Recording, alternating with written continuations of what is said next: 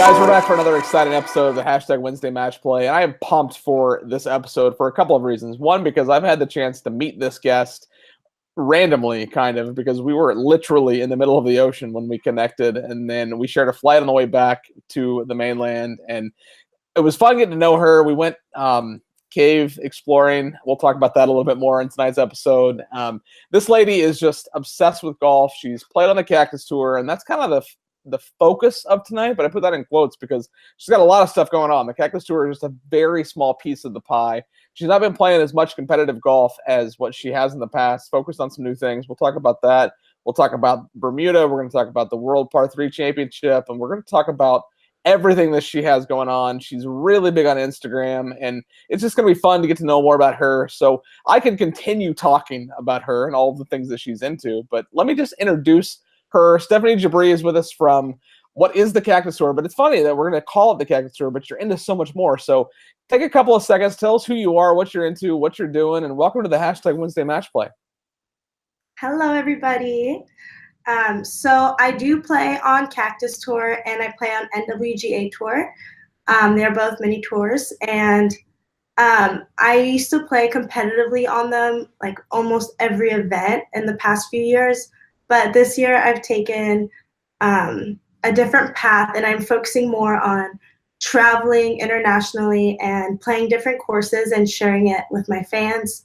I love traveling and playing different courses, and I get to learn a lot about different cultures around the world. Even if it's in the States, it's such a different culture from here, which is San Francisco, than it is in Florida. You know, I get to experience the different cultures, and yeah. Well, that's really cool. And, you know, speaking of your travels, we met in Bermuda for the World Par 3 Championship. First off, what an unbelievable event. Paul Adams, the director of golf at Turtle Hill Golf Club, personal friend of mine. He's been on this show actually just earlier this season, and he has been inviting me to come play in that for like 5-7 years. And finally, now that I live in Southwest Florida, it was an easier trip to make, and hopefully I'll get invited again next year because that was a really fun week. And quite frankly, I want to see if I can, you know, break the number of swizzles record at the Swizzle Inn right by the airport. But we'll talk about swizzles in a little bit. But that was a really, really fun week. Sans the hurricane winds that we suffered through the 3 days of tournament play. But give me an overview of that event. How did you get involved? What was your experience like? Did you have a fun time while you were on the island? Oh my God, it was so much fun. A friend of mine who played in the event last year told me about it because he knew I've been wanting to do more international golf. And I think I signed up maybe a week before the event itself. And I was looking at the weather, you know, it's going to be mid 70s or high 70s, high humidity. I was excited because it was raining and freezing here. Then I got there, it was pretty windy the first day. And then once it came to the tournament, it was so windy. It was above 45 miles per hour wind. Like, I've never played in conditions like that before. I got there on Tuesday, and it was perfect. Paul and I just, you know, went around the island, went to a couple places. He took me to the Swizzle Inn, got my car. I drove a Twizzy while I was on the island, so that was fun. And then Wednesday, we played Mid-Ocean Club. It was a little cold, little windy in the morning, but not too bad. Thursday, the practice round was perfect.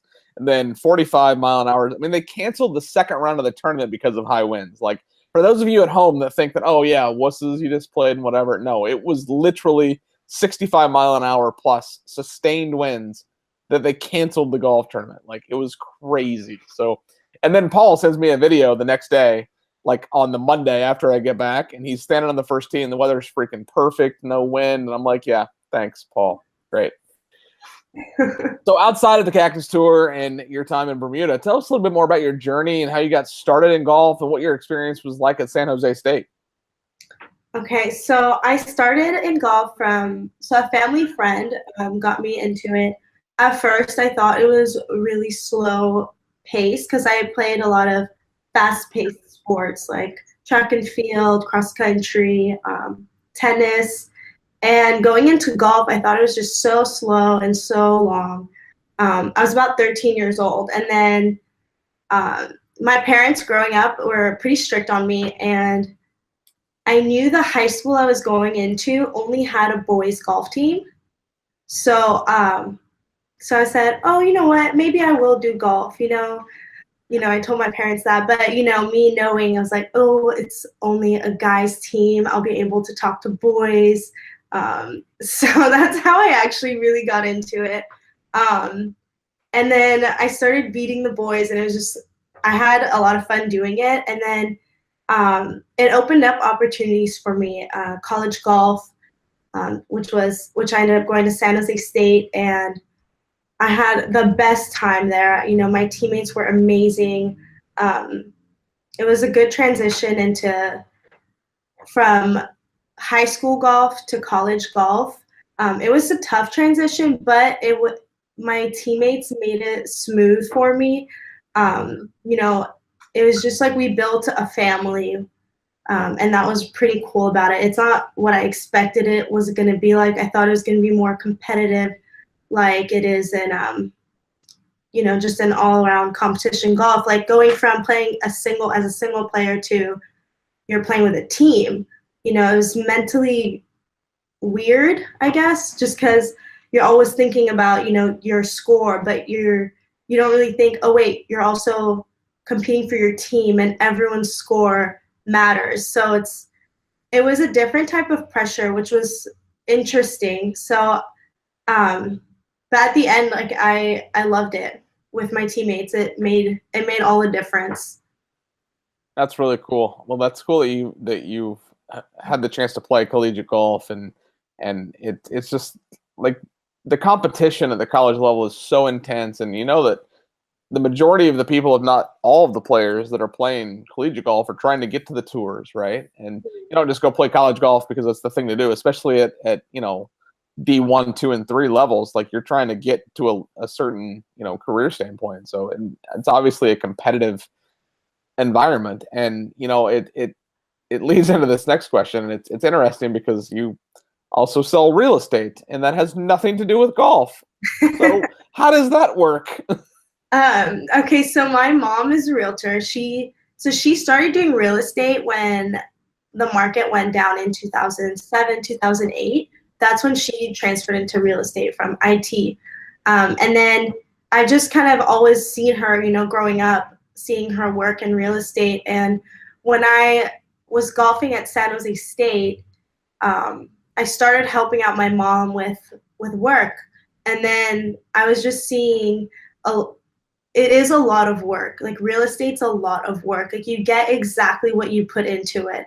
And I think with the connections I made in golf, like you make incredible connections. Like you never know who you're playing with. And with that, I thought real estate would be great for clients, to connect with clients. Because when you're golfing with someone, you can see exactly what kind of person they are and see how you connect with them. And so I got into real estate mostly to do referrals to my mom. And now I'm actually part of her team. So I enjoy doing real estate. I work with athletes as well, and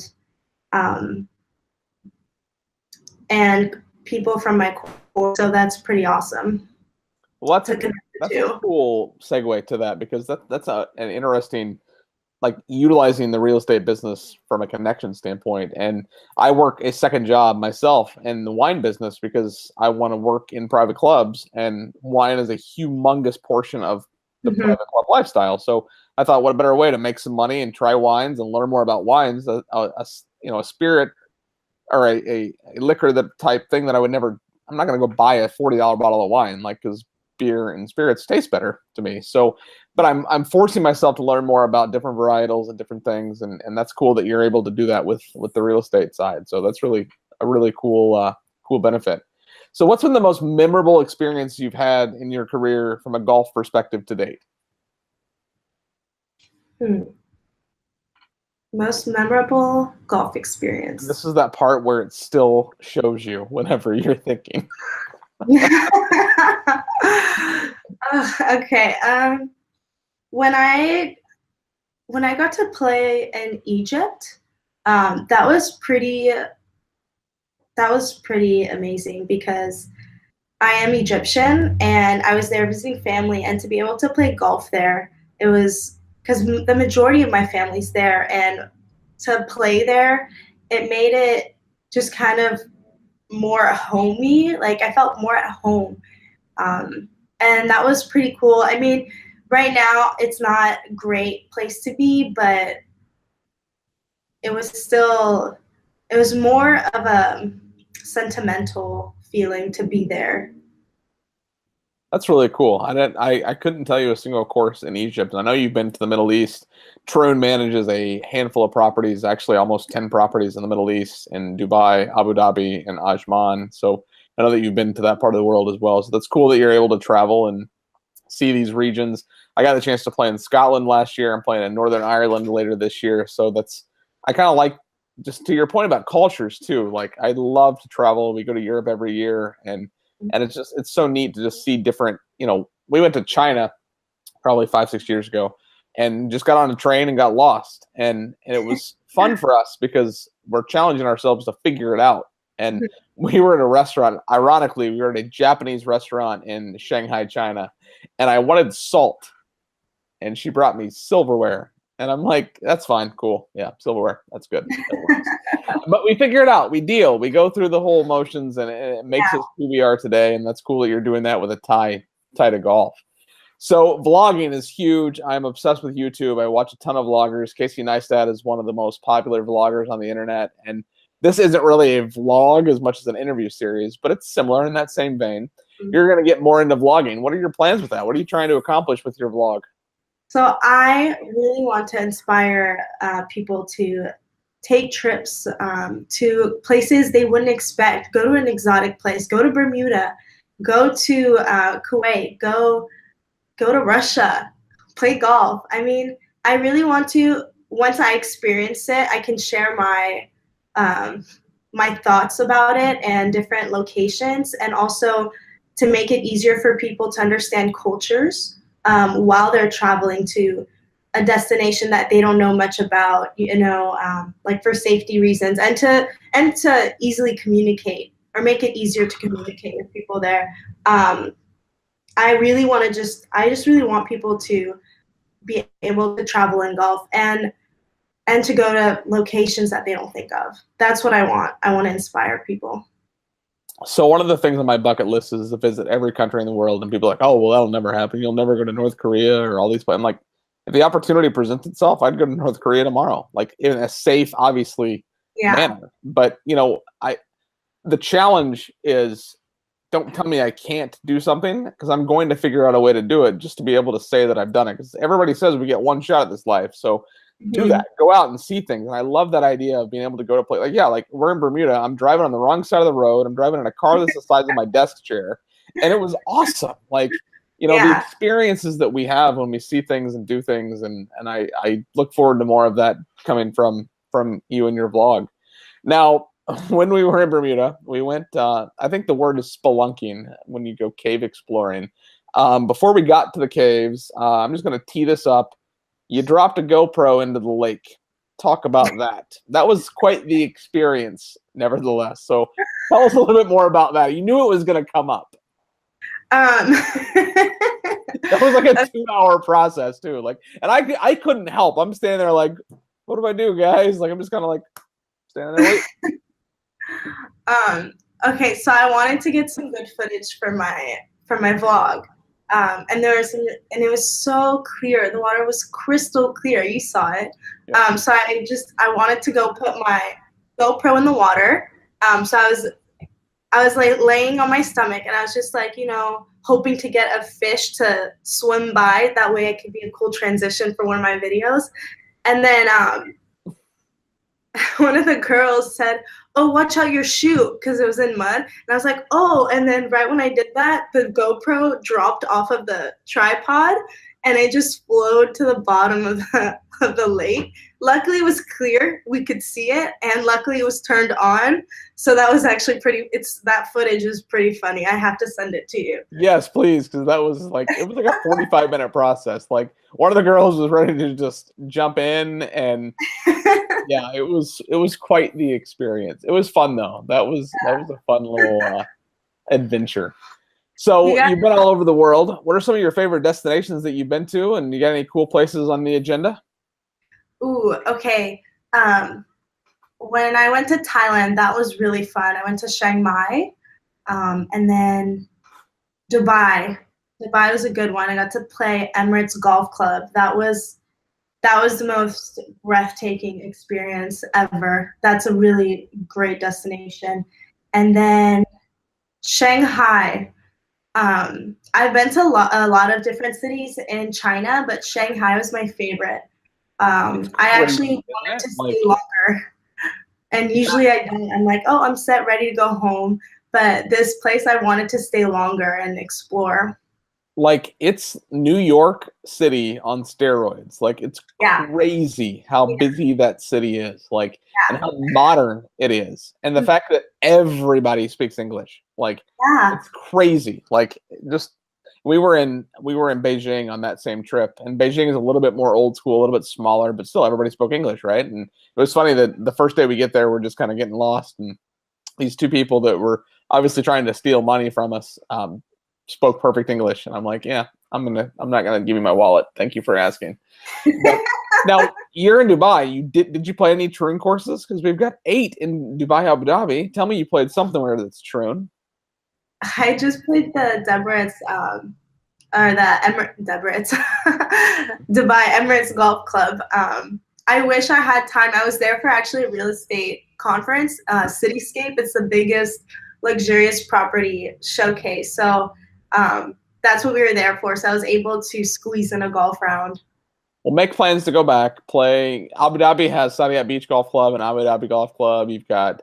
Yes, I want to play in Abu Dhabi so bad. Fun fact, I was this close, meaning a phone call or an email away from taking a job at the Abu Dhabi Golf Club before I came to Florida. So I could have lived there, but I decided to stay in the States for the time being, and it was the better decision because I'm at a semi-private club, so I get that membership experience that I know that I need. But I am itching to get to Dubai, both to visit and to play some golf and just see some of the properties there. Some folks on our executive team have said that the experience at the Ellis Club Dubai is one of the most unbelievable experiences that they've ever had. So I'm going to get there one day. So you're obviously extremely active on social media, Instagram being one of your more popular networks. Talk a little bit more about what you're trying to do with those and how you're growing your brand with social media. So right now, I wasn't really planning on doing much with the Instagram and social media, but now that I found kind of like my niche and what I want to do, I've been using it a lot for traveling. Anything I want to do when I travel, I look up everything on Instagram, and I want to grow it to be kind of like a golf traveling Instagram. But I wanted to also keep it personal because I feel like it's easier to relate to. So yeah, I'm still figuring it out.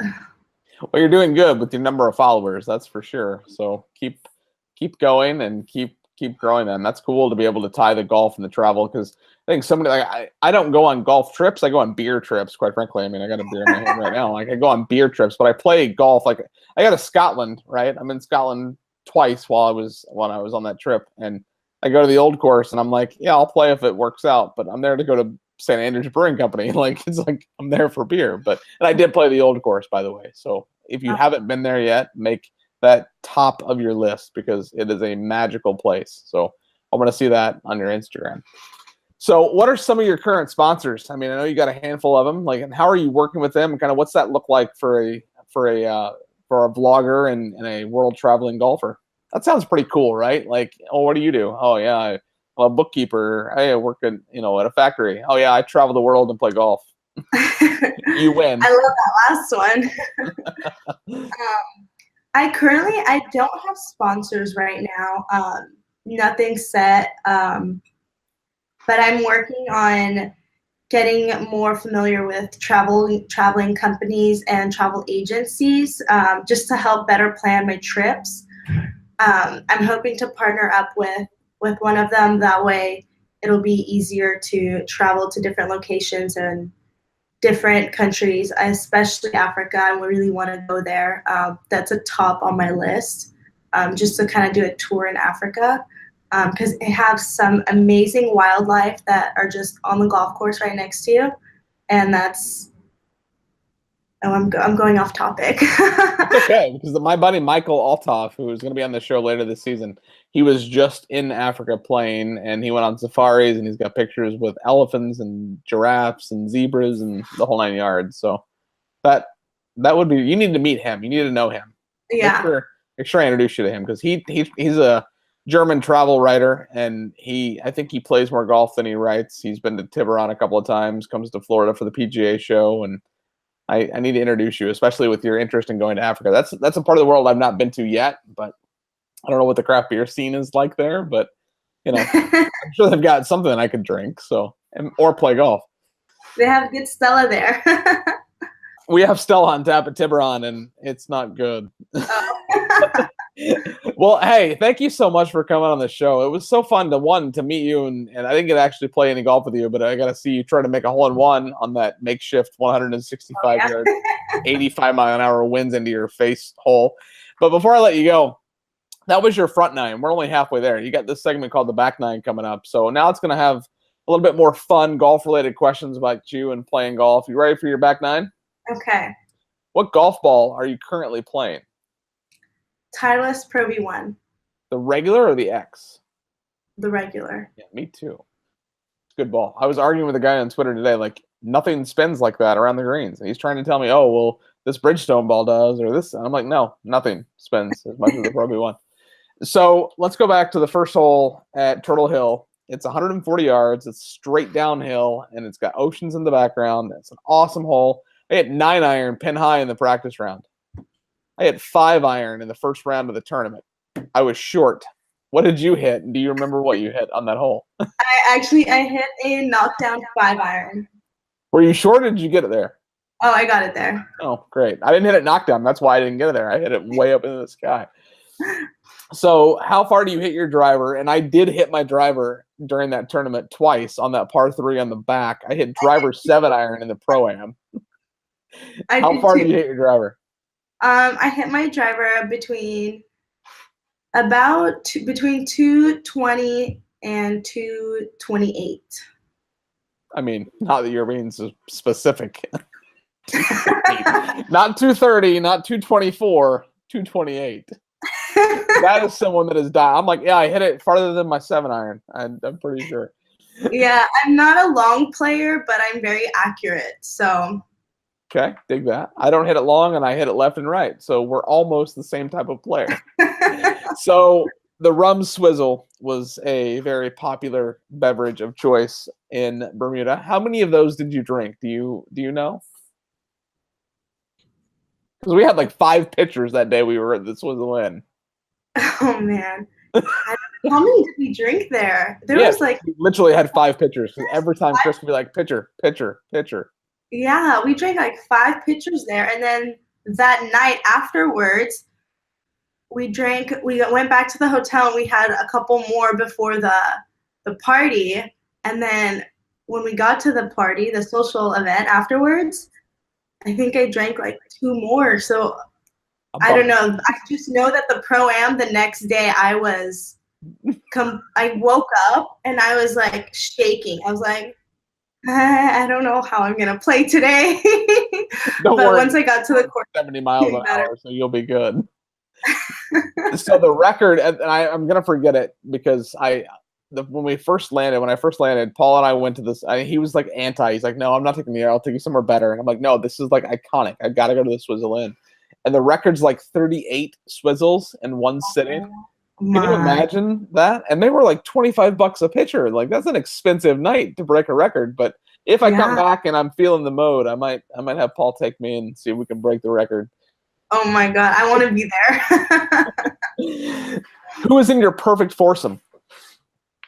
Ooh, I had this question before. Okay, so Tiger Woods for sure, and then Cardi B, and I couldn't figure out a third because there's so I decided to do myself 20 years into the future.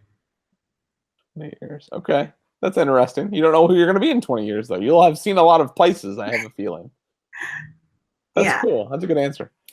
What's the best course you've played and the worst course you've played?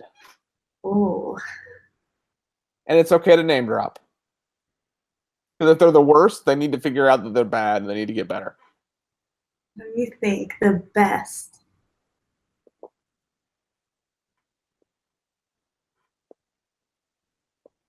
Paul is probably watching, so if you say Turtle Hill, he'll probably be okay with that. I would say Emirates Golf Club. That was the best Okay. I played. And then worst. I can't think of a worst golf course. Don't say Turtle Hill here. No. Wind or no wind. I can't think of the worst golf course I've ever played. I could say the toughest. Okay, that's a good segue. Okay, it's Torrey Pines. Really, that I've heard that it's either tough or not tough. Like there's no middle ground. Yeah, like when you have to hit a 58-degree out of that rough just to get it back in the fairway, I think that's it was pretty tough to scramble on that course. They keep the rough that thick. Yeah, the rough, my God, you could barely see the ball. Like once it goes out of the fairway, you're like trying to see exactly where the ball lands just to get a good idea of what area to look in. I don't know. They must have made it really tough when I went there to play. They're like, we're just gonna grow out the rough. Just because she's gonna be here. No, but that's interesting, and that's from a golf course maintenance perspective too. I mean, granted, they're like $300 to play, so that's not a big deal. But that's interesting that they would keep it that tough, not during tournament conditions. Oh, it was during tournament conditions. Oh, well, okay. So that might be, I'd be curious to know what it's like right now. Like, is the rough 6 inches deep, or is it kind of cut to where you can easily find it? Because we have no rough at Tiburon. So that's an interesting thing that Tiburon, Greg Norman designed both courses here. No rough at all. It's fairway, water, and trees is basically all we have. So I hit a lot of fairways. So my stats are definitely on the way up. Now you travel a lot. What do you do during like a 6-hour layover? How do you stay busy during a long layover? So I would get creative and get some footage of it with my cameras, put my camera in random places and just make a time lapse. And then maybe I'll use it for my video that whatever trip I'm going on, or I'll just walk around the airport. Because usually when I have a 6-hour layover, it'll be an international airport. So I would walk around, get some food, and then do emails or update my website, post a photo. Stay busy is what it boils down to. I like that. Yeah, stay busy. Now, you mentioned Tiger. This is a recurring segment on the hashtag Wednesday Match Play. Every single guest has to answer this, and I think I know how you're going to answer it, but depending on how you answer will depend on whether or not, I shut my laptop and go away. Do you think Tiger breaks Jack's record? Why or why not? To be honest, I'm not really sure where they are in the numbers for the records. 14 and 18. Tiger has to win 5 more to break the record. Oh, yeah. Tiger will break the record. And ooh, that is aggressive, and I like it. Yeah, I love Tiger.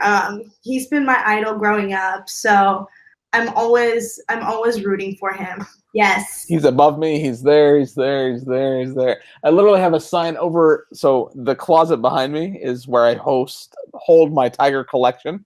It is literally full, top to bottom, of Tiger stuff. There's a sign above it that says Tiger Woods Drive. Like I'm obsessed with Tiger. Like it's disgusting.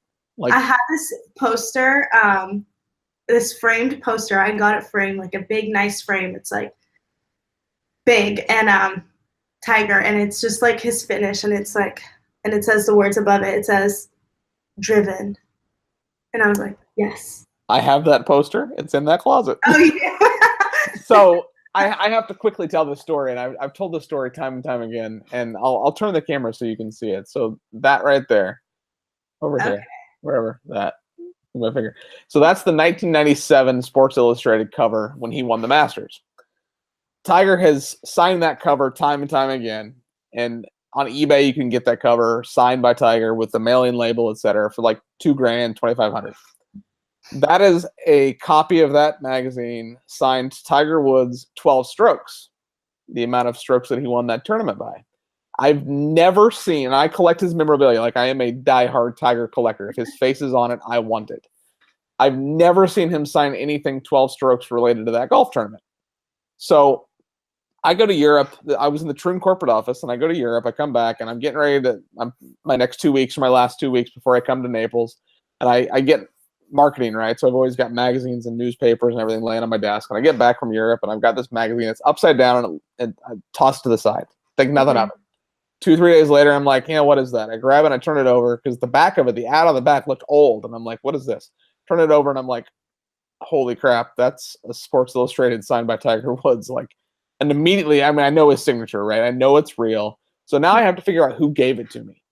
I'm asking everybody. There's one guy in the corporate office who's no longer with Troon, who's now with the PGA of America. And I was like, if anybody would have access to something like this, it's got to be him. I go into his office. I'm holding the magazine. And I was like, John, is this you? Did you give this to me? And he about fell out of his chair. And he's like, I'll give you $10,000 for that right now. And I'm like, nope, not happening.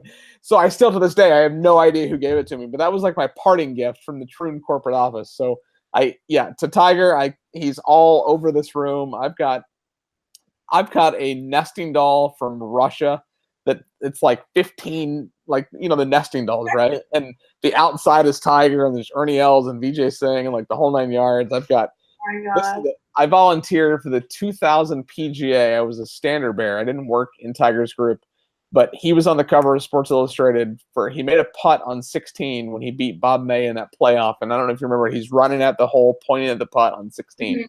Well, I'm there, I'm inside the ropes, and we're totally off topic here. Like, all I wanted to do was know if you thought he'd break the record, but I'm sorry. You get Tiger. You like Tiger. So I'm there. I'm inside the ropes, but I'm at the back next to a cameraman, and he makes that putt, and I'm like, I'm 16 years old, right? I'm freaking out, like, oh my God, this is crazy. The next morning, I get up, and I'm headed home, and I see the front page of the paper. Tiger Woods wins the PGA Championship, Valhalla Golf Club. My face is right there, like perfect angle, Tiger pointing. I'm right next to the camera guy. Awesome. The next month, the Sports Illustrated comes out. Same pose, different angle. I am not on the cover. My elbow is, but I'm not. So my mom bought like 500 copies of Sports Illustrated because my elbow, and I'm talking just like the tip of my elbow, is on the cover of Sports Illustrated. So technically, Tiger and I share a Sports Illustrated cover, even though it's just the tip of my elbow. So that's another fun fact about me and Tiger. Awesome. So one of these days I'm going to have coffee with him, and I'm just going to have to tell him all of these fun stories and where I first saw him and that whole thing. So I have to think that in my space in the golf business, it's just a matter of time before that happens. I now live 2 hours from him, so if he calls me and he says, "Hey, come on over," I'll be there. Like, he doesn't follow me on Twitter yet. He might one day. I'm just saying. And your final question of your hashtag Wednesday match play is, what's next? I mean, you're busy. You're starting the blog or the vlog, and you're traveling all over the world. What's next for you and your adventures? So I have a trip coming up to France and Sweden. Are you playing golf in France? Paris is my favorite city on the planet. Yes. I really want to play Golf de Saint Cloud. That course, I'm really hoping I can get out there. So fingers crossed. Well, if you need help getting on the Troon facility there, I would be happy to introduce you. I don't know the GM personally, but I have some connections to that part of the world. So it's about 20 minutes outside of Paris, but we have a Troon facility there. So when are you headed over there? What's the schedule like? June 27th to July 6th or 8th. So July 4th in Paris, I'm curious, or in France. That'll be interesting. Well, I'll be in France until June 27th to July 2nd. And then from July 2nd to July 8th, I'll be in Sweden. Awesome. Very cool.